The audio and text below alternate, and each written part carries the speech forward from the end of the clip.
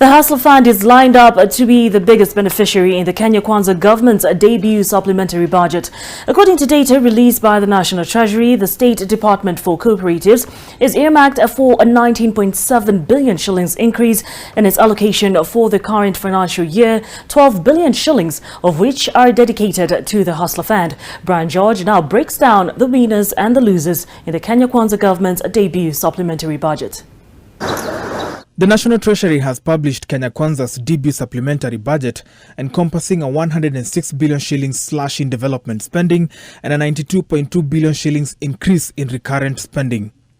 This means that the budget for the current financial year is expected to increase from 3.36 trillion Kenyan shillings to 3.372 trillion, posting a marginal increase of 0.42% in the size of the budget.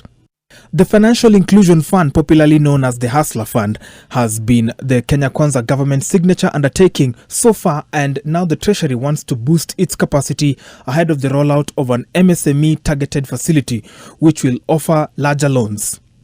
According to the supplementary budget, the Treasury is proposing to bump up the allocation of the State Department of Cooperatives from the current 2.3 billion Kenya shillings to 22 billion shillings. 53% of this proposed increase in allocation, or just about 12 billion Kenya shillings, will be dedicated to the Hustler Fund. The Ministry of Petroleum and Mining comes in second in those poised to gain significantly from the supplementary budget, with the Treasury proposing to increase its allocation by a staggering 42 billion Kenya shillings, being a 169% increase. According to the National Treasury, this increase is necessitated by the demands for the oil market price stabilization, implying the subsidy payout to the petroleum product retailers. Another major win in the supplementary budget is the State Department for Arid and Semi-Arid Lands, whose budget is set for a 60% increase from the current 10.4 billion shillings to 16.7 billion Kenya shillings. This proposed increase comes at a time when the country is grappling with drought and deteriorating food insecurity. Now, the State Department for Interior and Citizen Services and the Ministry of Water, Sanitation and Irrigation top the list of those whose budget are set to be slashed by significant margins. The Treasury is proposing that the budget for the State Department for Interior and Citizen Services be slashed from the current 143.5 billion Kenya shillings to 112.1 billion shillings, translating into a 31 billion shillings cut.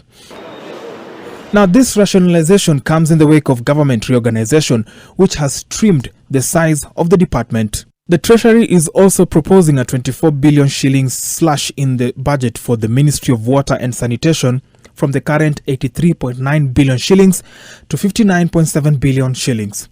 From the Consolidated Fund, expenditure on public debt to be revised downwards by 32.1 billion Kenya shillings.